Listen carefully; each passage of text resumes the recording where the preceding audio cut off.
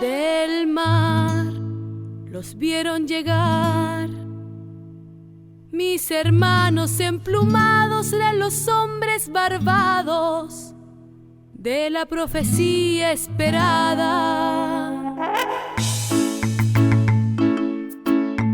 Se oyó la voz del monarca de que el Dios había llegado y les abrimos las puertas por temor a lo ignorado. Iban montados en bestias como demonios del mal, iban con fuego en las manos y cubiertos de metal.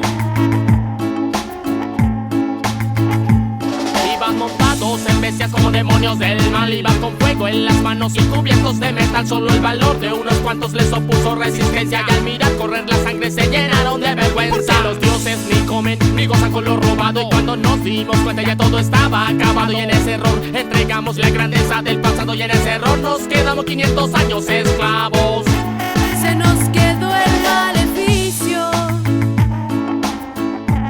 de brindar al extranjero nuestra fe, nuestra cultura, nuestro pan, nuestro dinero, y les seguimos cambiando oro por cuentas de vidrio. Les damos nuestra riqueza por sus espejos con brillo.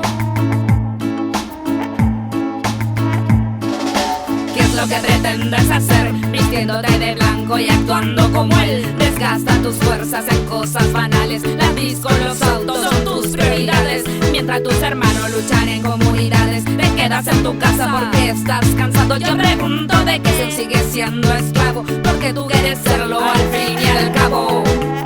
Hoy en los tiempos presentes